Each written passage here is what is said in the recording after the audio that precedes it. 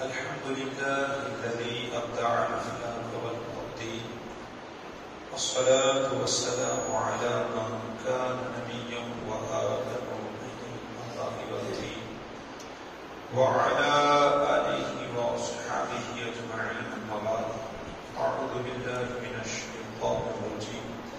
بسم الله الرحمن الرحيم. وما أرسلناك إلا رحمة للعالمين. آمنت بالله صدق الله العظيم. إن الله وملائكته يصلون على النبي يا أيها الذين آمنوا صلوا عليه وسلموا تسليما. اللهم صل على سيدنا مولانا محمد وسلم. صلاة والسلام عليك يا رسول الله صلی اللہ تعالی علیہ وسلم. حضرات محترم، مسلسل کئی دنوں سے ہماری مسجد میں محفل سج رہی ہے. دعا کرتے ہیں اللہ تعالی ہماری محفلوں کو قبول و مقبول فرمائے اور ہماری اس محفل کو اللہ ہمارے لیے ذریعہ نجات بنائے. آج انشاءاللہ میں آپ کے سامنے وہ باتیں بیان کروں گا کہ اللہ تعالیٰ نے ہمارے حضور کو مختار بنا کے بھیجا، محتاج نہیں. لکھنے والوں نے لکھا ہے کہ محمد کو کوئی اختیار نہیں ہے، حالانکہ اللہ تبارک و تعالیٰ کلام الہی میں ارشاد فرماتا ہے فَآتَاكُمُ الرَّسُولُ فَخُذُوهُ. آسان ترجمہ یہ ہے میرا محبوب جو دے اسے لے لو. اب بندہ کب دے گا؟ جب اسے کچھ دیا ہوگا. اگر اللہ نے کچھ دیا نہیں تو اللہ کیسے کہہ رہا ہے کہ میرا محبوب جو دے اسے لے لو؟ مطلب صاف ہے کہ اللہ نے حضور کو دیا. اب کتنا دیا، کیا دیا، یہ تو دینے والا جانے اور لینے والا جانے. شاعر بڑے پیارے لہجے میں کہتے ہیں کہ آتا ہے فقیروں پہ انہیں پیار ہی کچھ ایسا، خود بھیک دے اور خود کہے کہ منگتے کا بھلا. اور منگتا تو منگتا کوئی شاہوں میں دکھاؤ جس کو میرے سرکار سے ٹکڑا نہ ملا. دنیا میں کوئی ایسا نہیں ہے جس کو حضور کی بھیک نہ ملی ہو. جو بھی جیتا ہے کھاتا ہے میرے سرکار کا صدقہ ہے. اور ایک بات چلتے چلتے بتا دوں، پہلے کی جو قوم تھی نا، گناہوں کی وجہ سے تباہ ہو گئی. کسی پہ پتھر برسے، کسی پہ آنکھ برسے، کسی پہ اکھا شہر الٹ دیا گیا، بڑے بڑے عذاب آئے، کوئی طوفان میں ڈبو دیا گیا. اب آپ بتاؤ کون سا گناہ ہے جو آج نہیں ہو رہا؟ پہلے کی قوم اسی وجہ سے تو فنا ہوئی، لیکن آج کون سا گناہ ہے جو نہیں ہو رہا ہے؟ پھر بھی بچے ہوئے لوگ کیوں ہیں؟ کیوں بچے ہوئے ہیں؟ بس یہی اللہ پیغام دینا چاہتا ہے، اے محبوب آپ ان کے درمیان ہو. حضور ہمارے درمیان ہے، اسی لیے آج ہم بچے ہوئے ہیں، ورنہ کب سے اجڑ کے رکھ دیے گئے ہوتے. اللہ، تو یہ بھی حضور کا کرم ہے، حضور کی عطا ہے. تو میرے حضور مختار ہے. انشاءاللہ حدیثوں کی روشنی میں کچھ باتیں سنیں، اللہ تعالی ہمیں صحیح سمجھ عطا فرمائے. شاعر کہتے ہیں کہ انبیاء میں حبیب خدا کون ہے؟ آپ ہو یا نبی، دوسرا کون ہے؟ اور مانگتا ہوں اس لیے کہ مختار ہو. کس لیے ہم مانگتے ہیں؟ مانگتا ہوں اس لیے کہ مختار ہو، ورنہ محتاج سے مانگتا. جو پہلے سے محتاج ہو اس کے پاس کون مانگے گا؟ اس سے بندہ مانگے گا جو مختار ہوتا ہے. اور میرے نبی الحمدللہ مختار ہے. سنیے، آئیے اس سے پہلے ایک مرتبہ جی لگا کے درود پاک پڑھ دیں. اللہم صلی علی سیدنا مولانا محمد کما تحب و ترضی بہ تصلی علیہ. آپ تک میری آواز صحیح پہنچ رہی ہے؟ کیونکہ کافی بیٹھی ہوئی ہے. آپ ذرا میری طرف خاص توجہ کریں. حضرات محترم، ہماری شریعت کے اندر بے شمار ایسی چیزیں ہیں جو کچھ جائز ہیں اور ہمارے لیے کچھ ناجائز ہیں، کچھ حلال ہیں کچھ حرام ہیں، اور یہ مولوی نافذ نہیں کرتے، جو شریعت ہے وہ ہو رہا ہے۔ حضور نے جسے حلال کہا وہ حلال ہے اور جسے حرام کہا وہ حرام ہے۔ ایک چیز ہے سونا، یہ مردوں کے لیے حرام ہے، سونا مردوں کے لیے حرام ہے۔ سونا میں زیورات کی بات کر رہا تھا، اب وہ مت سمجھیے گا جو رات کو سو جاتا ہے، کیونکہ کبھی کبھی ایسا ہوتا ہے۔ ایک بات میں یہاں بتاؤں، ایک مولانا صاحب گاؤں میں تقریر کرنے کے لیے گئے اور جمعہ میں انہوں نے کہہ دیا کہ بیاج کھانا حرام، جسے سود کہا جاتا ہے، بیاج کھانا۔ اب مولانا کہہ کے چلے گئے، اور دوسری جمعہ کو جب وہ آئے تو دیکھا گاؤں میں اکیڑے پن رستوں پہ پیاز پڑی ہے، تو انہوں نے کہا کہ بھئی یہ اتنی پیاز لوگ کیوں پھینک رہے ہیں؟ کہا حضرت آپ تو جمعہ میں کہہ کے گئے تھے کہ پیاز کھانا حرام ہے۔ انہوں نے کہا کہ بھئی میں نے پیاز کا نہیں، میں نے پیاز کا کہا تھا، اس لیے آپ ذرا غور کیجئے گا۔ تو سونا جو زیورات ہوتے ہیں وہ مردوں کے لیے حرام ہے، چاہے سونے کی انگوٹھی ہو، چاہے ویٹی ہو، چاہے چین ہو، چاہے مدینے کا کڑا کیوں نہ ہو۔ مدینے کا یا اجمیر کا یا بغداد کا کڑا پہننے سے وہ جائز نہیں ہے، مدینے والے ہی نے حرام کہا ہے۔ تو یہ سب مردوں کے لیے حرام ہے، اور میں ادب کے ساتھ گزارش کروں گا برائے مہربانی آپ نہ پہنیں، اس زندگی میں صبر کرے، جنت میں آپ جتنا چاہو گے اللہ اتنا پہننے کو ملے گا۔ بس جنت والے عمل کریں، اور جنت والا عمل کیا ہے کہ سونے کو نہ پہنا جائے، انشاءاللہ جنت میں آپ کو پہننے کا خوب ملے گا، وہاں حرام وہاں آپ کو کوئی نہیں روکے گا۔ تو سونا مردوں کے لیے حرام ہے۔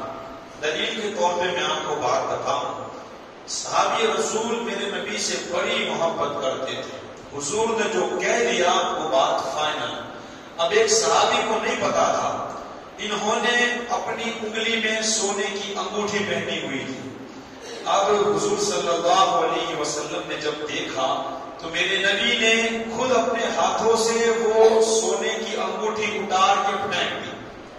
ہم اس سے درس حاصل کریں، میرے نبی کو کتنی نفرت ہے کہ مرد سونا پہنے، وہ انگوٹھی آپ نے پھینک دی۔ جب حضور صلی اللہ علیہ وسلم تشریف لے گئے تو دوسرے جو صحابی تھے انہوں نے کہا کہ وہ انگوٹھی آپ اٹھا لیں اور خود نہ پہنے، لیکن آپ دوسرے کام میں استعمال کریے گا۔ لیکن وہ صحابی کا عشق دیکھیں، وہ کہتے ہیں جو چیز میرے نبی نے پھینک دی اسے میں لینا بھی گوارا نہیں کرتا۔ ہم تو شوق سے پہن کے گھومتے ہیں، کیا ہو گیا ہے ہمیں؟ خدا یہ باتیں بتانا مقصد کسی کا دل دکھانا نہیں ہے، عمل کرنا ہے، یہ کام کی باتیں ہیں، آپ اس پر غور کریں۔ تو میرے نبی نے فرمایا مردوں کے لیے سونا حرام ہے۔ اب نبی کا اختیار دیکھے، جب میرے نبی مکہ سے ہجرت کر کے مدینے جا رہے تھے تو کئی دشمن آپ کے پیچھے لگے تھے، بڑا انعام رکھا ہوا تھا، تو ان دشمنوں میں سے ایک بڑے بہادر حضرت سراقہ رضی اللہ تعالیٰ عنہ بھی پیچھے لگے تھے۔ انعام کی لالچ میں بتاتے ہیں کہ انہوں نے حضور کو تلاش کر لیا، اور جب حضور کے قریب جانے لگے تاکہ حضور کو کوئی نقصان پہنچائے، آپ کو گرفتار کرے اور انعام ملے، اس وقت میرے نبی نے دعا کی، حضرت سراقہ کے گھوڑے کے پاؤں کو زمین نے پکڑ لیا۔ المختصر کافی باتیں ہوئی، اس کے بعد میرے نبی نے فرمایا کہ اے سراقہ میں تیرے ہاتھوں میں سونے کے کنگن دیکھ رہا ہوں۔ ذرا محبت سے بولے، کیسے کنگن؟ سونے کے، لیکن سونا مرد کے لیے، اور سراقہ بھی ایک مرد ہے، لیکن میں نے کہا نا میرے نبی مختار ہے، جسے جو چاہے اس کے لیے جائز کر دے۔ حضرت سراقہ کے لیے میرے نبی نے سونا حلال کیا، اور ایک وقت آیا کہ تیسرا کے کنگن حضرت سراقہ کے ہاتھ میں آئے تھے، تو میرے نبی کیا ہے؟ مختار ہے. سونا مرد کے لیے حرام، لیکن سراقہ کے لیے سونا جائز کر کے بتایا کہ اللہ نے مجھے بڑا اختیار دیا ہے. ایک دوسری بات سنیں، شریعت میں نماز 5 وقت کی فرض ہے. کتنی فرض؟ اگر کوئی میرے پاس آئے اور مجھ سے کہے کہ حضرت میں اسلام قبول کرنا چاہتا ہوں، مگر ایک شرط ہے، اور شرط یہ ہے کہ میں خالی ایک ٹائم کی نماز پڑھوں گا. کتنے ٹائم کی؟ ہم پوچھیں کہ عشاء کیوں نہیں پڑھے؟ کون سی پڑھے گا؟ کہاں مغرب کو سے لیے 7 رکعت ہمیں بہت ایزی ہے. عشاء نہیں، عشاء تو دوستوں کے ساتھ بیٹھنا ذرا ضروری ہے، لیکن عشاء نہیں پڑھا. فجر نیند ہماری افضل ہے، نماز نہیں، اس لیے فجر بھی. ظہر وہ نوکری پر ہے، عصر وہ آتے آتے خالی مغرب کی پڑھائے گی. اب میں اس سے کہوں گا کہ بھائی تو مسلمان کرنے آیا ہے کہ مجھے کافر بنانا ہے؟ تو مسلمان نماز تو فرض ہے، ہمارے اختیار میں نہیں ہے، لیکن میرے نبی کا اختیار دیکھیں، آپ بات سمجھے. ایک اعرابی آیا، کہا یا رسول اللہ میں مسلمان بننا چاہتا ہوں. آقا کریم نے فرمایا پڑھو کلمہ. تو کہا کہ ایک شرط پر. کہا کیا شرط ہے؟ کہا میں 2 نماز پڑھوں گا. کتنی؟ میں صرف 2 نمازیں پڑھوں گا. میرے حضور فرماتے ہیں کوئی بات نہیں، جا تو 2 ہی نماز پڑھنا، لیکن کلمہ پڑھ کے مسلمان ہو جا. تو میرے نبی کو اللہ نے اختیار دیا ہے، وہ چاہے تو بندے کے پاس 2 نمازیں بھی پڑھوا سکتے ہیں. یہ میرے نبی کا اختیار. اللہ اکبر. ہے کسی کی ہمت کے جنت بانٹے ہیں؟ لیکن میرے نبی دنیا میں جنت بانٹتے ہیں. حضرت قتادہ رضی اللہ تعالیٰ بات میں نے بتائی تھی نا کہ آنکھ لے کے جب آپ آئے تو آپ نے کہا یا رسول اللہ مجھے آنکھ عطا کریں. تو میرے نبی مسکرا کے فرماتے ہیں اے قتادہ تجھے آنکھ چاہیے کہ تجھے جنت چاہیے؟ محبت سے بولے تجھے آنکھ چاہیے کہ جنت چاہیے؟ حضرت قتادہ مسکرا کے فرماتے ہیں، بڑے ہوشیار تھے. کہا یا رسول اللہ میں نے تو خالی آنکھ کی بات کی ہے، جنت کی بات تو آپ نے کی ہے. تو میرے مانگنے سے مجھے آنکھ دے دو، آپ کی عطا سے مجھے جنت دے دو. میرے نبی جنت بانٹا کرتے تھے. جنت کون بانٹ سکتا ہے؟ جس کو اللہ نے پاور دیا ہے، اختیار دیا. اتنا ہی نہیں، ایک اور بات سنیں. بندہ اگر جان بوجھ کر روزہ توڑ دے تو اس کے لیے کفارہ ہے. اور کیا کفارہ ہے؟ ایک بات، اگر روزہ توڑا ہے تو 2 مہینے کے سند روزے رکھے. اگر 2 مہینے کے روزے نہیں رکھ سکتا تو پھر غلام آزاد کرے. اگر وہ بھی طاقت نہیں ہے تو 60 مسکینوں کو کھانا کھلائے. یہ قانون ہے شریعت کے اندر. اب میرے نبی پاک صاحب الاولاق صلی اللہ علیہ وسلم کی بارگاہ میں ایک صحابی رسول آئے. کہا یا رسول اللہ صلی اللہ علیہ وسلم میں برباد ہو گیا. میں برباد. نبی کا اختیار دیکھے اللہ نے کیسا مختار بنایا ہے. کہا یا رسول اللہ میں ہلاک ہو گیا. تو حضور نے فرمایا کہ کیا ہو گیا ہے؟ کہا یا رسول اللہ صلی اللہ علیہ وسلم میں نے روزہ رکھا تھا اور روزے کی حالت میں میں نے اپنی عورت کے ساتھ ہم بستری کر لی ہے، میں نے روزہ توڑ دیا، میرا روزہ ٹوٹ گیا. یہاں پر ایک مسئلہ آپ سماعت فرما لیں، ہو سکتا ہے شاید کسی کو نہ معلوم ہو، کئی لوگ اس کو نہیں سمجھ پاتے ہیں. رمضان کے مہینے میں بھی آپ روزہ رکھ کر عورت کے ساتھ مل نہیں سکتے، لیکن رات میں آپ کو اجازت ہے. ایسا نہیں ہے کہ رمضان میں آپ عورت سے دور رہیں. بندہ اگر رات کو اپنی عورت کے ساتھ ہم بستری کرنا چاہتا ہے تو شریعت اس کی اجازت دیتی ہے، لیکن روزے کی حالت میں نہیں. اب وہ صحابی آئے، روزہ ٹوٹ چکا تھا. آقا کریم صلی اللہ علیہ وسلم نے ارشاد فرمایا فکر نہ کرے، آپ سے ایک روزہ ٹوٹا ہے، آپ جاؤ 60 روزے رکھ لو، آپ کا کفارہ یہ روزے کا کفارہ ہے. تو اس صحابی نے کہا کہ یا رسول اللہ ایک روزہ تو رکھ نہیں سکتا، 60 کیا رکھو گا؟ 60 روزے رکھنا بہت مشکل ہے. تو آقا کریم فرماتے اچھا 60 نہیں رکھ سکتے، جاؤ 60 مسکینوں کو کھانا کھلا دو. کہاں یا رسول اللہ اتنے میرے پاس کہاں پیسے ہیں کہ میں کھانا کھلاؤں، یہ بھی میرے سے ہو سکتا نہیں. تو آقا کریم مسکرا کے فرماتے اچھا یہ بھی نہیں ہوگا، کہاں جاؤ غلام آزاد کر دو. کہاں یا رسول اللہ میں غریب مانوس ہوں، میرے پاس اتنی رقم نہیں ہے کہ میں غلام آزاد کروں. میرے آقا کریم مسکرائے اور ارشاد فرمایا ٹھیک ہے یہی بیٹھے رہو، تمہارا مسئلہ، میں نے کہا نا حضور کی بارگاہ وہ بارگاہ ہے جہاں سے ہر مسئلے کا حل یہاں ہے. اب وہ صحابی بیٹھے، کوئی بندہ آیا کئی من کھجور لے کر آیا اور اس نے دیے. آقا کریم صلی اللہ علیہ وسلم نے وہ تحفہ لیا اور تحفہ لینے کے بعد اس صحابی کو دیا اور کہا جاؤ یہ کھجوریں مدینے میں جو غریب لوگ ہیں ان کو بانٹ دو، تمہارا کفارہ ادا ہو جائے گا. اور محبت سے بولے تمہارا کفارہ. بات کہاں تھی اور حضور کہاں لے کے آئے؟ اتنا ہی نہیں، وہ صحابی کہنے لگے یا رسول اللہ میں کسے بانٹوں، مدینے میں سب سے زیادہ غریب تو میں ہی ہوں، سب سے زیادہ غریب میں ہوں. میرے آقا مسکرائے، اللہ اکبر، جس کی تبسم پہ لاکھوں. میرے نبی مسکراتے ہیں نا تو لوگوں کے کام بن جاتے ہیں. ایک بڑی مزے کی بات یاد آئی ہے، ایک بڑھیا میرے حضور کے پاس آئی اور آ کے کہنے لگی یا رسول اللہ کیا میں جنت میں جاؤں گی؟ وہ بوڑھی تھی، بوڑھی. تو آقا کریم مسکرا کے فرماتے ہیں کہ کوئی بڑھیا جنت میں نہیں جائے گی. کیا فرمایا حضور نے؟ کوئی بڑھیا جنت میں. کہاں بڈھے جنت میں؟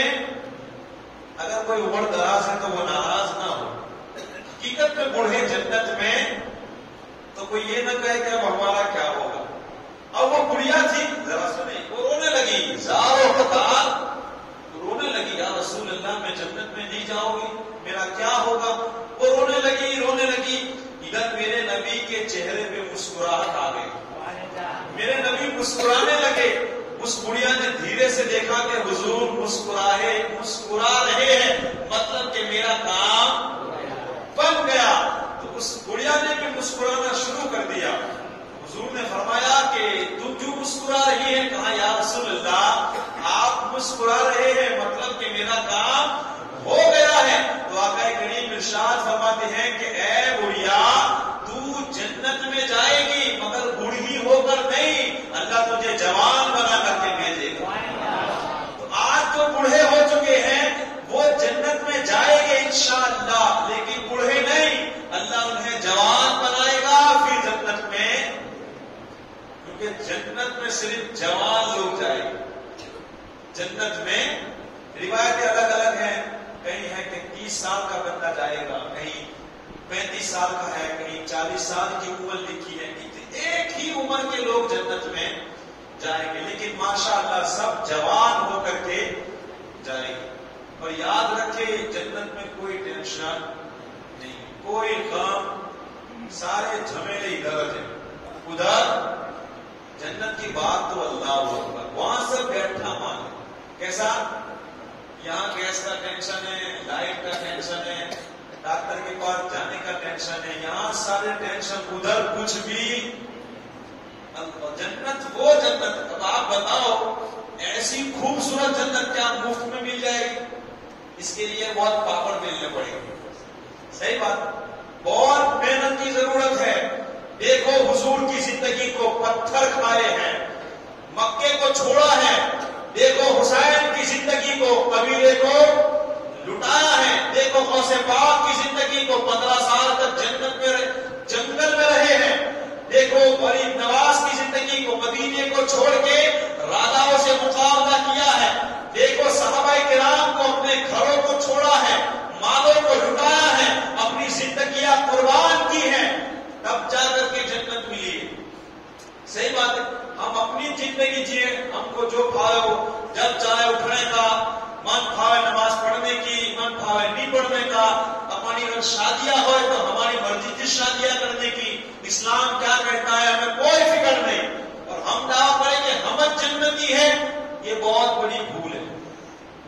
کسی نے یہ بات نے یہ سبق پڑھایا ہے تو بہت بڑی غلط فہمی ہے. صحیح بات. جنت ایسے نہیں ملتی. قرآن میں جو جنت کا وعدہ کیا ہے وہ یہ ہے وَبَشِّرِ الَّذِينَ آمَنُوا وَعَمِلُوا الصَّالِحَاتِ. جنت ایمان والوں کے لیے ہے اور ان لوگوں کے لیے ہے جو اچھے عمل کرتے ہیں. کیا کرتے ہیں؟ کھوٹے کام نہیں. اب لوگوں کی زمین دبا لیں, لوگوں کا آرام کا مال کھا لیں. آقا کریم تو فرماتے ہیں آرام کا لقمہ کھانے والا اگر اس سے جسم پلا ہے نا تو یہ جسم کبھی جنت میں نہیں جا سکتا. اللہ کبھی موقع ملا تو جنت کی باتیں بتاؤں گا. جنت بڑی خوبصورت جگہ ہے, بڑی خوبصورت. اور ہمارے لیے سب سے بڑی خوش نصیبی کی بات یہ ہے کہ جنت میں خود حضور موجود ہوگے. اس سے بڑی بات آج مدینے میں جانے کے لیے دل تڑپتا ہے تو جنت میں تو خود میرے حضور ہوگے. ہم ایسے عمل کریں جو جنت میں جانے کے لائق ہو. تو میں عرض کر رہا تھا کہ وہ صحابی رسول کہتے ہیں کہ یا رسول اللہ میں کسے بانٹوں, سب سے زیادہ غریب تو میں ہی ہوں. آقا کریم ارشاد فرماتے ہیں اے میرے پیارے صحابہ یہ کھجوریں گھر لے کے جاؤ, خود کھاؤ, اپنی بیوی کو کھلاؤ, اپنے بچوں کو کھلاؤ, تمہارا کفارہ ادا ہو جائے گا. یہ ہے نبی کی بارگاہ. کفارہ کہاں تھا اور حضور نے کہاں لا کے رکھا؟ آپ بتائیں کیا حضور کا یہ اختیار نہیں ہے؟ شریعت میرے حضور کی ہے, اللہ نے انہیں مختار بنا کر کے بھیجا ہے. باتیں اختیارات پر بے شمار ہیں. بس ایک آخری بات ہے کہ اپنی بات کو میں سمیٹ دوں. اللہ تعالیٰ ہمیں عمل کرنے کی توفیق عطا فرمائے. ایک مرتبہ درود پاک پڑھ لیں. اللهم صل على سيدنا مولانا محمد كما تحب وترضى بحسن علیہ الصلوۃ والسلام علیک یا رسول اللہ. شریعت میں دو گواہ کی ضرورت ہے. کتنے؟ صحیح بات. نکاح ہوتا ہے, آپ نے دیکھا ہوگا کہ گواہ کتنے ہوتے ہیں؟ دو. اب گواہ کے لیے کیا ضروری ہے؟ مردہ کبھی گواہ ہوتا ہے؟ گواہ کے لیے اگر کورٹ کچہری میں کوئی فیصلہ گیا اور کہا کہ گواہ کو پیش کیا جائے, اگر کہا جائے کہ بھئی گواہ مر گیا ہے تو بات ختم. تو گواہ کے لیے تین باتیں ضروری ہے. ایک گواہ کا زندہ رہنا, دوسری چیز گواہ کا حاضر ہونا, اور تیسری چیز گواہ کا دیکھنا بھی ضروری ہے. اب اللہ نے قرآن میں ارشاد فرمایا یا ایھا النبی انا ارسلناک شاہدا ومبشرا ونذیرا. شاہد مانے گواہ ہوتا ہے, اور اللہ نے میرے حضور کو شاہد بنا کے بھیجا, مطلب گواہ بنا کے بھیجا. تو ہمیں اس سے یہ پتا چلا, قرآن سے یہ بات ہمیں سمجھ میں آئی کہ میرے حضور زندہ بھی ہے, حضور دیکھ بھی رہے ہیں, اور حضور قریب بھی. تو زندہ ہے واللہ, تو زندہ ہے واللہ میری چشم عالم سے. تو گواہ کا کتنا ضروری ہے؟ دو گواہ کا ہونا ضروری ہے گواہی کے لیے. اب ذرا توجہ کیجیے گا. ایک مرتبہ آقا کریم صلی اللہ علیہ وسلم نے گھوڑا خریدا, اور جب گھوڑا خریدا آقا کریم صلی اللہ علیہ وسلم اس گھوڑے کو لے کر کے آپ جانے لگے. اب اعرابی تھا جس نے گھوڑا بیچا تھا, وہ پیچھے پیچھے چل رہا تھا. آقا کریم صلی اللہ علیہ وسلم آگے آگے گھوڑا لے کے جا رہے تھے, اور وہ اعرابی پیچھے تھا, کافی دور تھا. اب بیچ میں کچھ لوگ مل گئے, اب گھوڑے کا سودا ہو چکا تھا. میرے حضور نے گھوڑا خرید لیا تھا. اب بیچ میں کچھ لوگ ملے اور انہوں نے اعرابی سے کہا کہ تمہیں گھوڑا بیچنا ہے؟ اس نے کہا کہ ٹھیک ہے بیچنا ہے. تو حضور نے جو قیمت دی تھی یہ لوگ اس سے زیادہ دینے کے لیے تیار تھے. مثال کے طور پہ اگر حضور نے 10 دینار میں گھوڑا خریدا ہے تو یہ لوگ 15 دینے کو. اب وہ اعرابی کے دل میں لالچ آئی کہ مجھے تو زیادہ ملتے ہیں. اس نے کیا کیا, حضور کو آواز دی کہ اے محمد صلی اللہ علیہ وسلم کیا تم گھوڑا خریدنا چاہتے ہو؟ تو حضور صلی اللہ علیہ وسلم نے فرمایا کہ یہ کیا بات ہوئی, میں نے تو تجھ سے گھوڑا خرید لیا ہے, میں نے تو تجھ سے گھوڑا خرید لیا ہے. وہ اعرابی کہتا ہے نہیں نہیں آپ نے گھوڑا مجھ سے خریدا نہیں ہے, آپ کو اگر خریدنا ہو تو بولو. حضور نے فرمایا نہیں, سودا ہو چکا ہے, میں نے تجھ سے گھوڑا خرید لیا ہے. اب وہ اعرابی کہہ رہا ہے نہیں خریدا. حضور فرماتے میں نے خریدا ہے. بات بڑی, لوگ جمع ہو گئے, ایک ہجوم بڑھا. حضور فرماتے ہیں میں نے تجھ سے گھوڑا خرید لیا ہے, لیکن وہ ماننے کو تیار نہیں ہو رہا ہے. لوگ آتے گئے. ان آنے والوں میں ایک صحابی رسول آئے جن کا نام ہے حضرت خزیمہ رضی اللہ تعالیٰ. کیا نام ہے؟ سارے بولے حضرت خزیمہ رضی اللہ تعالیٰ. وہ بھی تشریف لے آئے. اب وہ بھی دیکھنے لگے. حضور فرماتے ہیں کہ میں نے گھوڑا خرید لیا ہے. اور اعرابی کہتا ہے کہ تم نے گھوڑا خریدا نہیں ہے. بات چلتے چلتے وہ اعرابی بول پڑا اگر تم سچے ہو تو کوئی گواہ پیش کرو. کیا پیش کرو؟ گواہ پیش کرو. اب جب حضور نے گھوڑا خریدا تھا تو وہاں کوئی موجود نہیں تھا, لیکن میں اپنے ایمان کی بات کروں, اگر میرے نبی چاہتے نا تو زمین گواہی دے دیتی. کون گواہی دیتا؟ زمین گواہی دیتی کہ یا رسول اللہ آپ نے گھوڑا خریدا ہے. میرے نبی چاہتے تو ہوا گواہی دیتی. میرے نبی چاہتے تو آسمان گواہی دیتا. میرے نبی تو مختار ہے, جو نبی کے محتاج ہیں میں ان کی بات کروں. تو بھائی ایک زمین کے ٹکڑے کے لیے لڑ رہے ہیں. ایک کہتا ہے یہ میرا ہے, دوسرا کہتا ہے یہ میرا ہے. بات بڑھی. حضرت بایزید گوستامی علیہ رحمت و رضوان کا وہاں سے گزر ہوا. ان دونوں نے کہا چلو یہ حضرت ہے, سچے ہیں, ہم ان سے پوچھ لیتے ہیں کہ یہ زمین کس کی ہے. حضرت بایزید گوستامی علیہ رحمت و رضوان قریب آئے. انہیں پوچھا حضرت آپ فیصلہ کر دے کہ زمین کس کی ہے. آپ کی اللہ اکبر, کیا خدا نے شان دی ہے. آپ کہتے ہیں رکو میں ابھی تمہارے درمیان فیصلہ کر دیتا ہوں. میں اس زمین ہی سے پوچھ لیتا ہوں کہ تو بتا کہ تو کس کی ہے. میں زمین سے پوچھتا ہوں. آپ نے زمین سے پوچھا کہ تو بتا تو کس کی ہے. زمین کہتی ہے حضرت نہ میں اس کی ہوں نہ میں اس کی ہوں, بلکہ یہ دونوں میرا لقمہ بننے والے ہیں. تو ہماری کوئی زمین بھلے نام ہوا کتنے بیگھا پڑے ہیں بوا پڑے ہیں, وہ حقیقت میں اللہ کے ہے تو وہ لے لے. اللہ ہمیں حقیقت میں بات سمجھنے کی توفیق دے. آپ نے حکم دیا تو زمین بول پڑی. آپ کو وہ بات بھی یاد ہوگی کہ ایک گڑیا کا تیل زمین پہ گر گیا. فاروق اعظم کو بتایا گیا تو فاروق اعظم نے اس زمین سے تیل واپس نکلوایا. ہے کسی کی ہمت؟ تو یہ تو محتاج ہے. جب ان کے گدا بڑھ دیتے ہیں شاہان زمانہ کی جھولی. محتاج کا جب یہ عالم ہے تو محتاج کا عالم, محتاج وہ ہے جو زمین سے باتیں کروا دے. تو میرے نبی کی شان تو اللہ اکبر, لیکن میرے نبی خاموش رہے. اس میں بھی بڑی حکمت تھی. میرے نبی کا اختیار دیکھے, سارے لوگ خاموش ہیں. اس نے کہا اگر آپ نے گھوڑا خریدا ہے تو کوئی گواہ پیش کرو. اتنے میں حضرت خزیمہ رضی اللہ تعالیٰ کو بول پڑے. ذرا محبت سے بولے. حضرت خزیمہ کہہ پڑے یا رسول اللہ میں گواہی دیتا ہوں کہ آپ نے گھوڑا خریدا ہے اور اس اعرابی نے گھوڑا بیچا ہے. اے اعرابی سن, میں گواہی دیتا ہوں. تو کہتا ہے نا کہ کوئی گواہ پیش کرو. اب وہاں کوئی موجود, اب گواہی کے لیے دیکھنا ضروری ہے, حاضر رہنا ضروری ہے.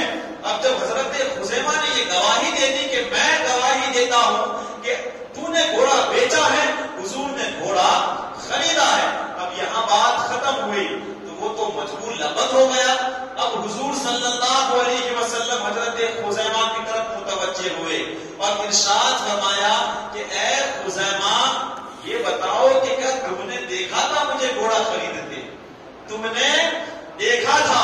حضرت خزیمہ کا عشق دیکھو. آپ کہتے ہیں یا رسول اللہ آپ دیکھنے کی بات کر رہے ہو. آپ نے کہا خدا ایک ہے, میں نے نہیں دیکھا لیکن مانا ہے. آپ نے کہا جنت, میں نے نہیں دیکھا لیکن مانا ہے. آپ نے کہا جہنم, میں نے نہیں دیکھا لیکن مانا ہے. آپ نے صراط پر سے گزرنا ہے، ہم نے نہیں دیکھا لیکن مانا ہے۔ آپ نے کہا میزان پہ اعمال تولے جائیں گے، ہم نے نہیں دیکھا لیکن مانا ہے۔ آپ نے کہا آب کوثر، ہم نے مانا۔ آپ نے کہا جبرائیل، میں نے مانا۔ آپ نے کہا میکائیل، میں نے مانا۔ آپ نے کہا اسرافیل، ہم نے مانا۔ آپ نے کہا اسرائیل، ہم نے مانا۔ آپ نے کہا کرامت کاتبین ہے، ہم نے مان لیا۔ آپ نے کہا منکر نکیر ہے، میں نے مان لیا۔ آپ نے کہا جنت کے دروازے پہ رضوان بیٹھتے ہیں، میں نے مانا۔ آپ نے کہا جہنم کے دروازے پہ مالک بیٹھتے ہیں، میں نے مانا۔ آپ نے کہا خدا ہے، ہم نے نہیں دیکھا لیکن مانا۔ تو یا رسول اللہ یہ گھوڑا کیا چیز ہے؟ یہ گھوڑا کیا چیز ہے؟ میں گواہی دیتا ہوں کہ آپ نے گھوڑا خریدا ہے اور اس عربی نے گھوڑا بیچا ہے۔ یہ ایمان تھا ان کا، اتنا سننا تھا۔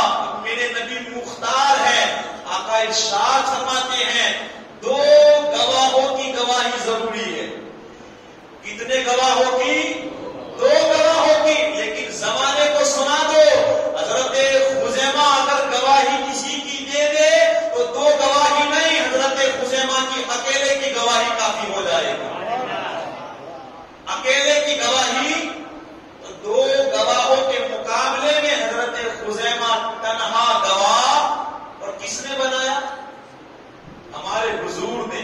الحمدللہ ہم یہی عقیدہ رکھے کہ میرے نبی مختار، آپ چاہے اس کے لیے سونا حلال کر دے، آپ چاہیں اس کے لیے اتنی نمازیں فرض کرے، آپ چاہیں اسے جنت باندھ دے، آپ چاہیں اسے کفارہ اس کے لیے آسان کر دے، اور آپ چاہیں اس کے لیے دو گواہوں کے مقابلے میں ایک تنہا گواہ بنا دے۔ اللہ اکبر۔ تو میرے نبی کو اللہ نے مختار بنا کر کے بھیجا ہے، اور اللہ فرماتا ہے میرے نبی کو میں نے بہت کچھ دیا ہے، میرا نبی تمہیں جو دے اسے لے لو۔ تو ہمارے حضور ہمیں جو بھی دے کے گئے ہیں، ہمیں چاہیے ہم حضور نے جو دیا ہے اس کے اوپر اپنی زندگی بشر کرنے کی کوشش کرے، اور اپنے ایمان کو سنبھال کے رکھے، عقیدے مضبوط رکھے۔ یہی عقیدہ ہے جو ہمیں جنت میں لے جائے گا۔ دعا کرتے ہیں اللہ تبارک و تعالی ہماری محفلوں کو قبول و مقبول فرمائے۔ استغفر اللہ ربی من کل ذنب واتوب الیہ وما علینا الا البلاغ۔ السلام علیکم ورحمۃ اللہ وبرکاتہ۔